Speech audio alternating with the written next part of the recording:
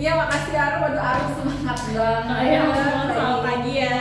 Masya Allah, tabarakallah baik. Oke, kalau untuk kuliah ke Jerman, pertama kalian harus sudah lulus SMA dulu, gitu ya. Kenapa? Karena persyaratan dokumennya itu mengharuskan harus sudah ada ijazah SMA dan rapat kelas 12. Oke, berikutnya memiliki sertifikat bahasa Jerman. Menjalani student college ya. Jadi sebelum kalian bisa kuliah ke Jerman kan harus student college dulu.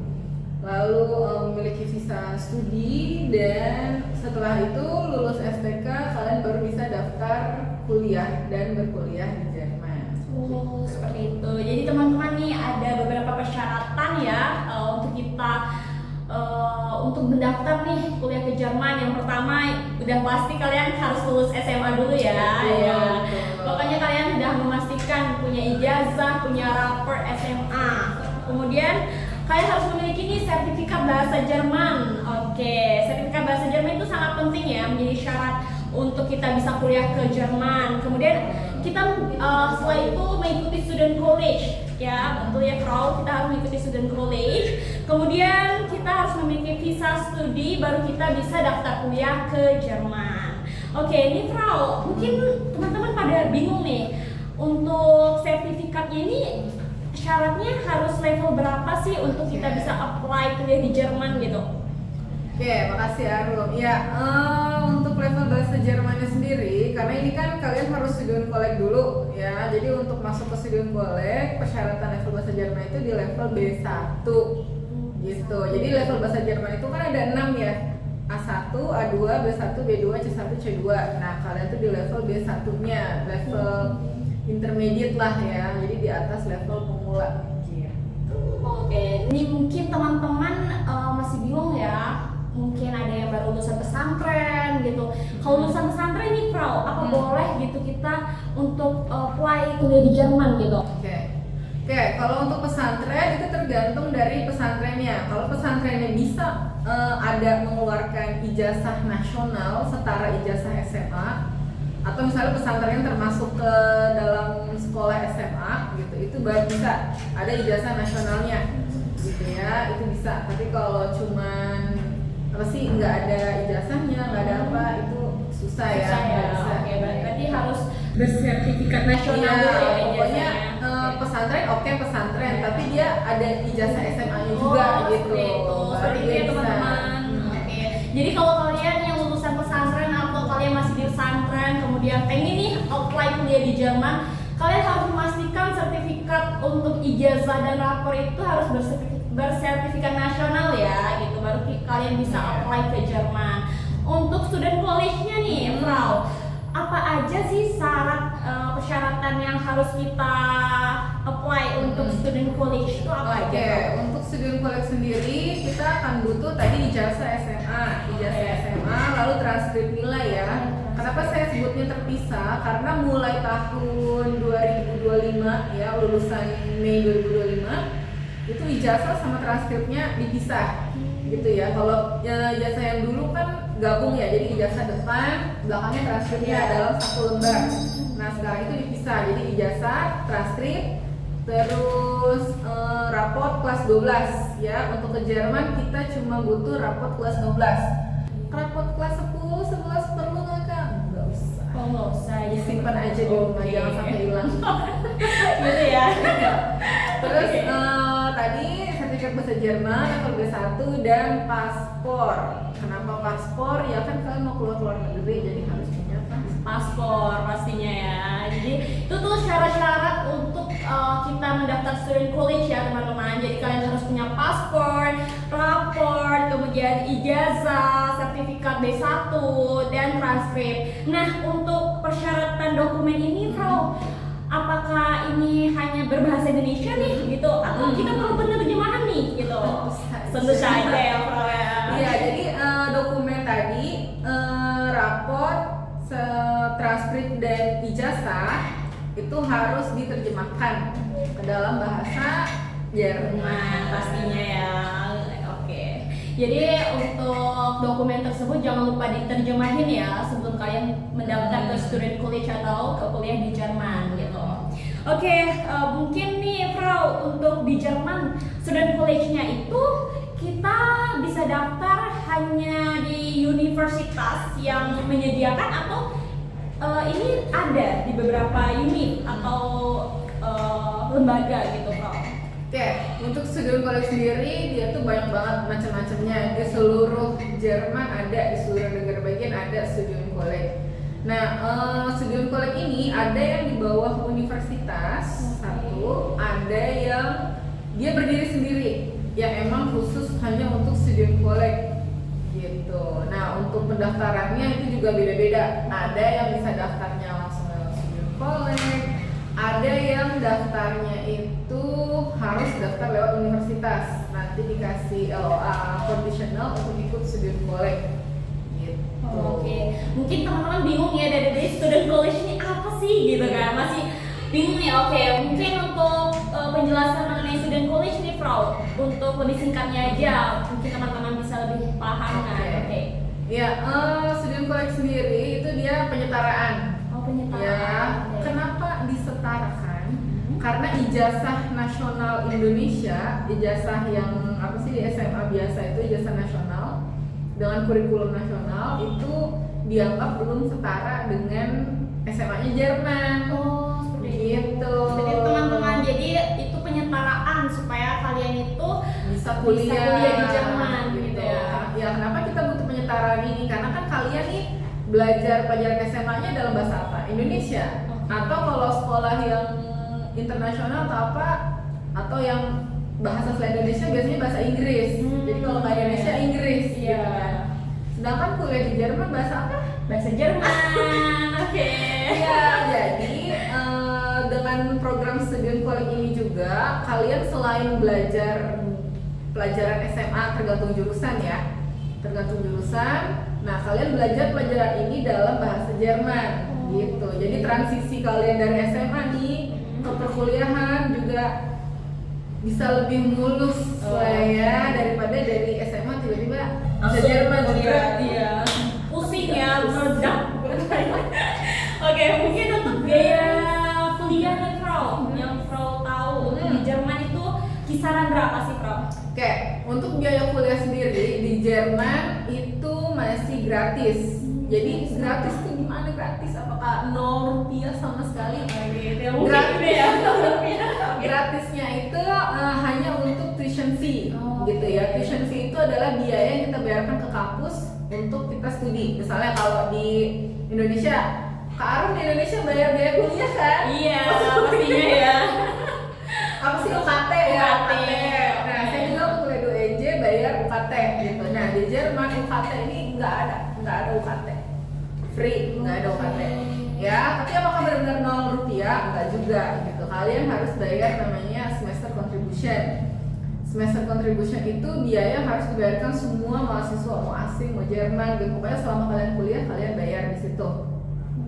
Nah, tapi semester contribution ini dipakai untuk transportasi gitu. Jadi misalnya nih kita kuliah di mana? Di Berlin. Iya, di Berlin. Kita bayarlah semester contribution. Nah, kita bisa pakai semua transportasi di kota Berlin, nggak bayar lagi selama 1 semester. Oh, seperti itu. Iya, enak banget ya. Enak banget. Jadi Ya. kayak ada poin plusnya. Iya, berarti. jadi kita ngasih tapi ada baliknya lagi Iya. ke kita tuh. Jadi kita nggak Iya. perlu bayar transportasi selama 1 semester gitu ya. Terus juga untuk kegiatan-kegiatan mahasiswa seperti BEM atau apa itu dari semester contribution itu juga dananya gitu. Terus nah, selain semester contribution tentu saja biaya hidup ya. Biaya hidup tidak di cover oleh negara Jerman. Kalau Oke. tadi tuition fee kan di cover negara ya dari uang pajak masyarakatnya. Untuk biaya hidup itu kita yang orang tua atau kalian yang provide sendiri. Iya, harus gitu. punya savingnya ya. Iya, harus punya saving tentu aja. Oke, jadi teman-teman kalau misalkan main kuliah Jerman, jadi jangan harapkan untuk benar-benar 0 rupiah ya. Jadi kalian juga Ada harus sih, mempunyai 0 tabungan rupiah. untuk mempersiapkan kebutuhan hidup kalian di sana. Iya. Mungkin ya seperti makan atau lain-lain, karena ya kita tidak bisa hanya mengharapkan dari pemerintahan di Jerman ya. Mungkin Iya, untuk iya. pendaftarannya nih, Frau, pendaftaran kuliah di Jerman itu kapan sih waktunya, Frau? Untuk kuliah di Jerman itu dia kan intake-nya 2 kali dalam Oke, satu 2 kali, ya. tahun. Jadi ada semester winter dan semester summer. Oke. Semester winter itu dia mulai kuliahnya di Oktober sampai Agustus sampai Oktober. Itu kayak range-nya gitu karena beda-beda tiap kampus. Ada Iya. yang masuknya Agustus, ada yang September, ada yang Oktober gitu ya. Terus kalau summer dia masuknya tuh antara Februari, Maret, April gitu.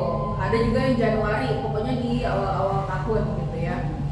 Nah, untuk pendaftarannya biasanya sekitar untuk kita orang asing itu sekitar 1 sampai 2 bulan sebelum dia masuk.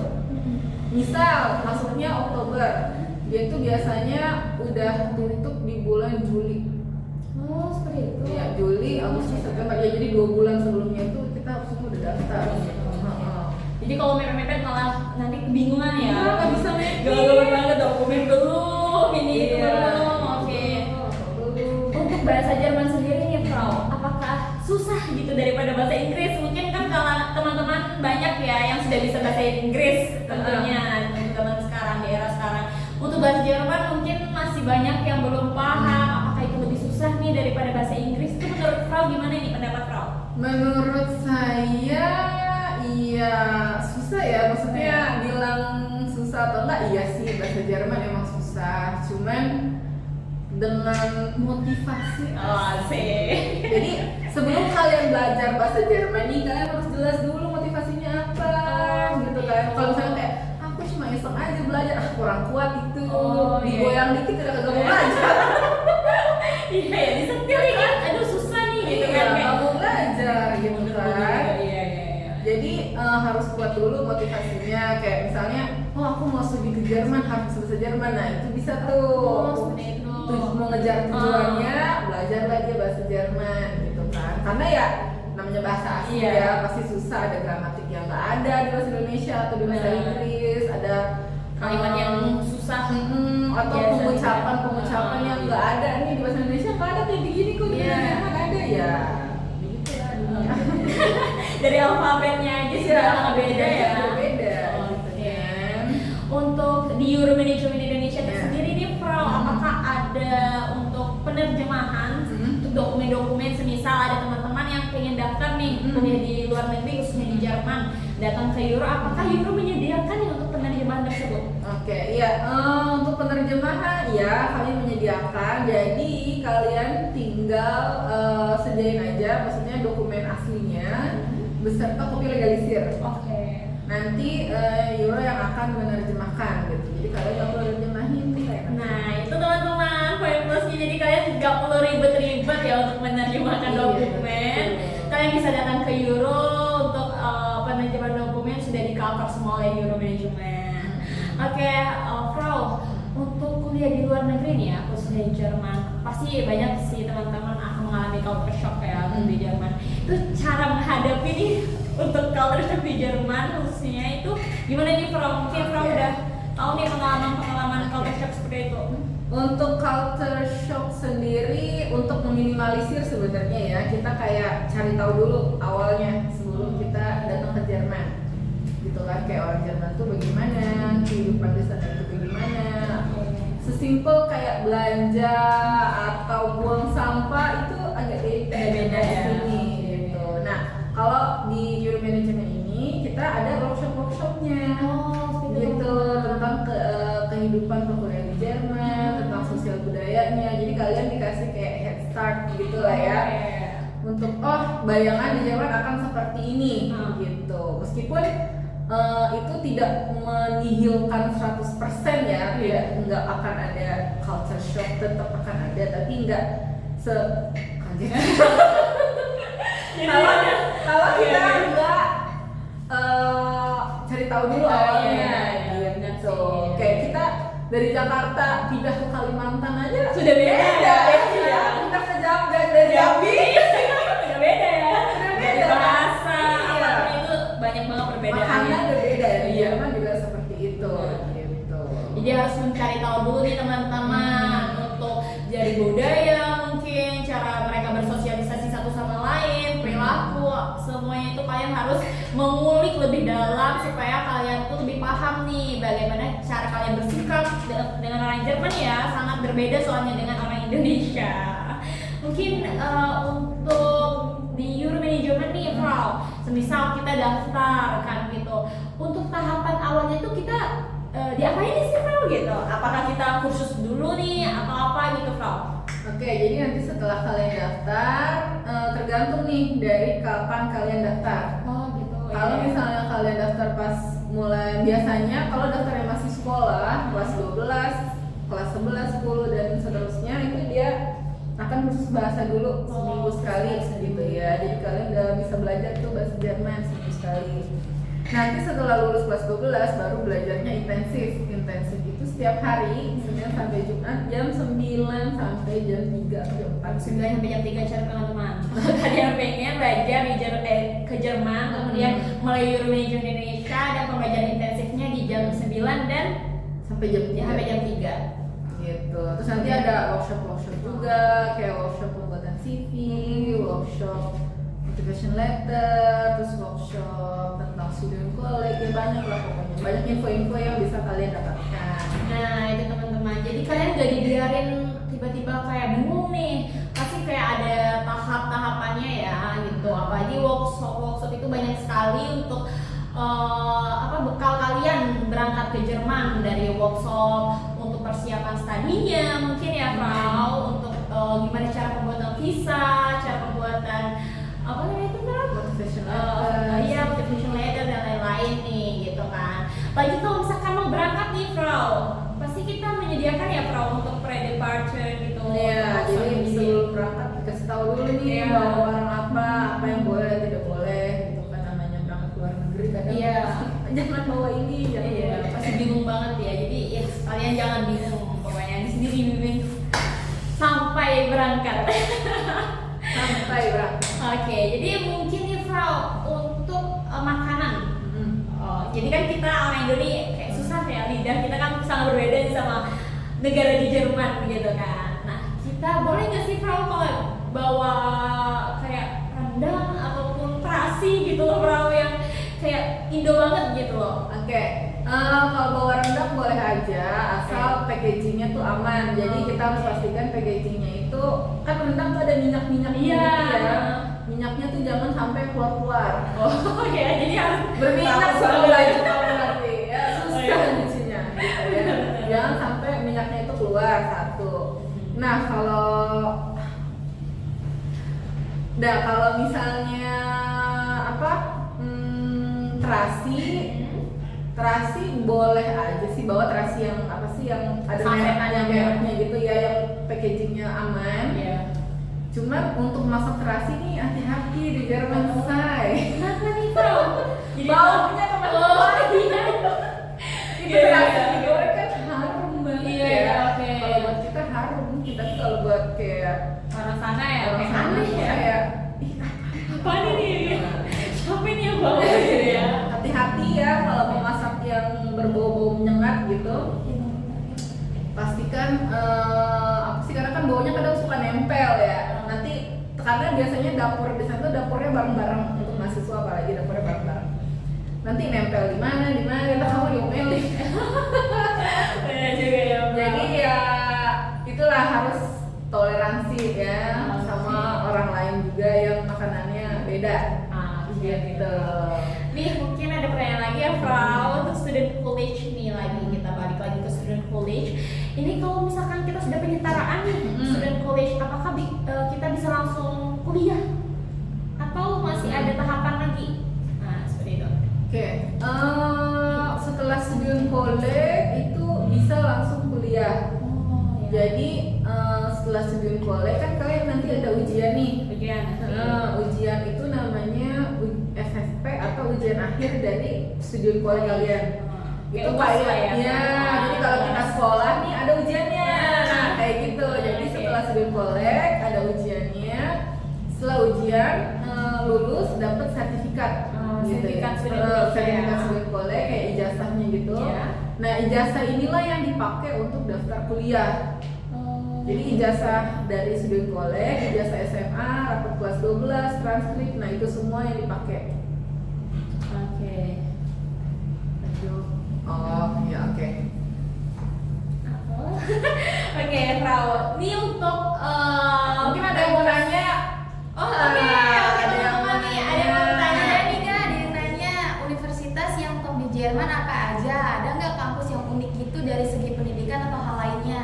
Nah, untuk universitas yang top di Jerman ya, mungkin Progina bisa menjawab nih yang lebih berpengalaman ya, pakarnya langsung nih teman-teman. Oke, jadi kalian mau bertanya silakan nih, kita mumpung ada pakarnya, Oke. jadi silakan. Oke.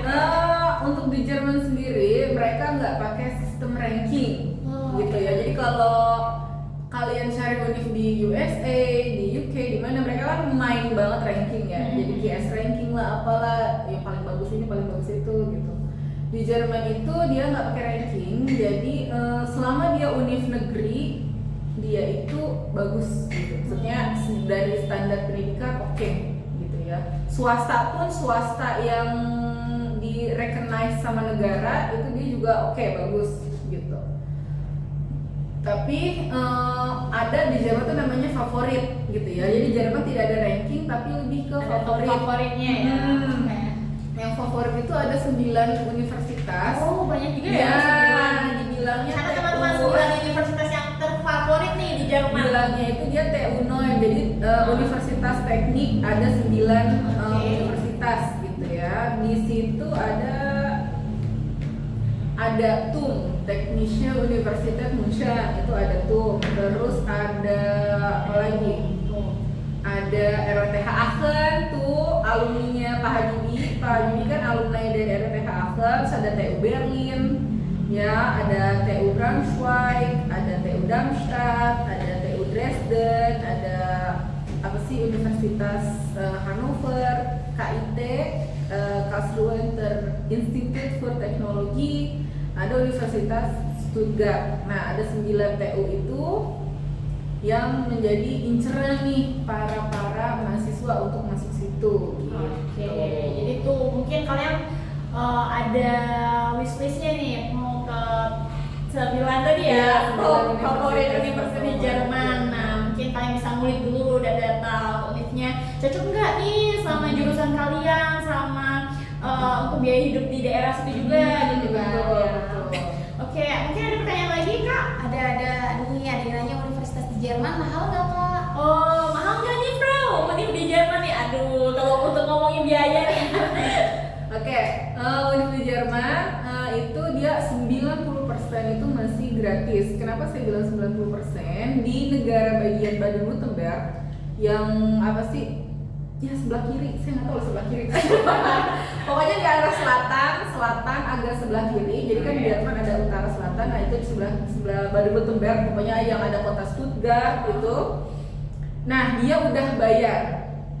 Di negara bagian Baden-Württemberg itu sudah bayar untuk orang asing yang bukan orang uji Eropa. Oh, bukan ada. Ya, jadi kalau misalnya orang asing tapi dia orang Italia dia masih gratis tuh di situ. gitu. Tapi kalau dia orang Indonesia nih kayak Iya. kita itu bayar biayanya 1.500 per semester gitu. 500 per semester teman-teman. Hmm. Oke. Dan itu kalau misalnya di compare sama negara lain kayak misalnya ke USA, ke UK itu sebenarnya masih affordable gitu ya. 1.500 per semester itu masih affordable gitu. Oke. Kalau misalnya aku nggak mau bayar Kak sama sekali, Banyak rupiah nih gratis, gitu. ya udah cari univ yang selain di negara bagian Baden-Württemberg. Misalnya di Berlin, di NRW, Nordrhein-Westfalen, di daerah Frankfurt, di daerah Sachsen-Anhalt, daerah Anhalt itu dia masih gratis. Nah kalau di München itu dia ada yang bayar, ada yang gratis. Oke. Tahunya dari mana? Lihat di univnya masing-masing.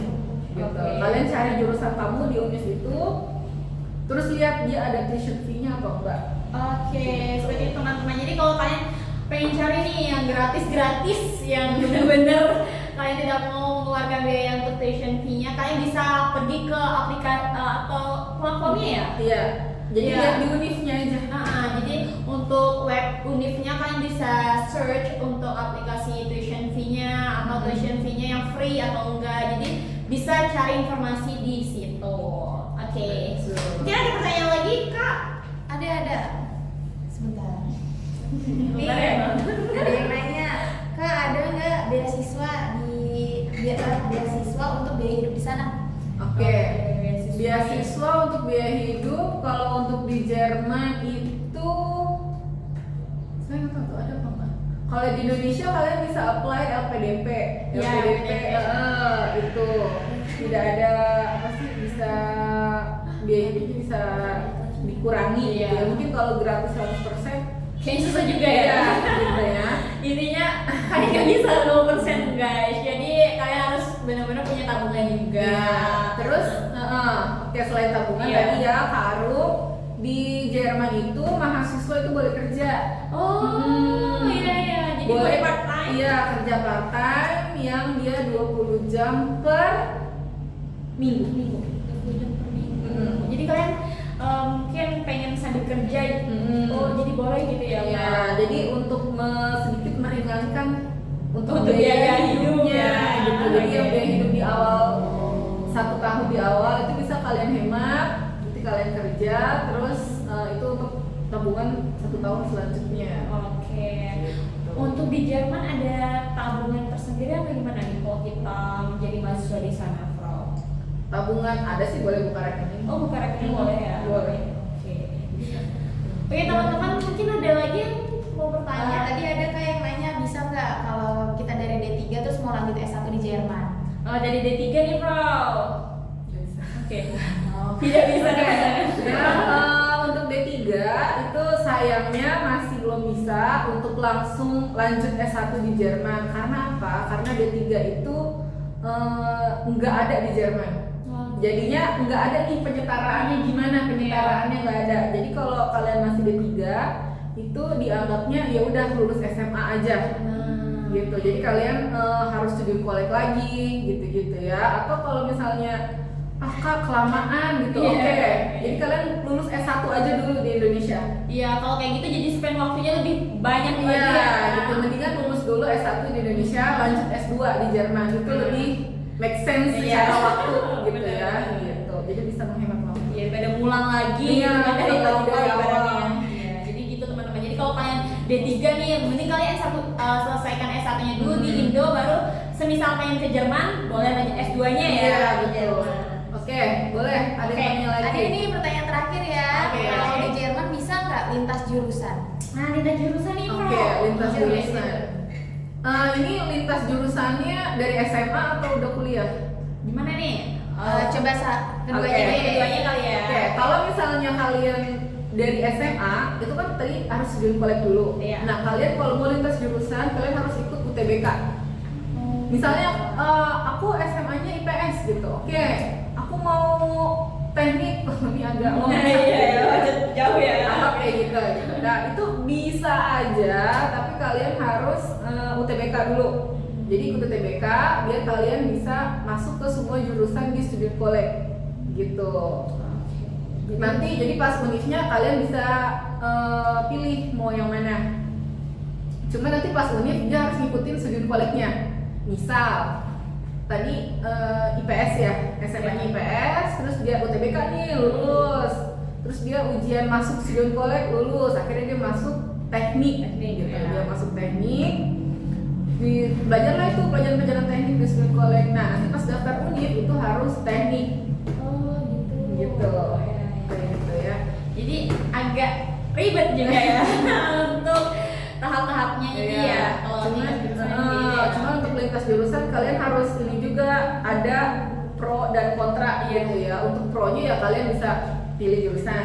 Kontranya pelajaran yang kalian ambil enggak kalian pelajari di SMA. Nah, jadi Gitu. sangat berbanding terbalik banget. Jadi kalian benar-benar harus study hard banget ya. Iya, study hard banget. Jadi ya itulah ya ada resikonya gitu ya. Silakan kalian mau pilih apa. Ya itu.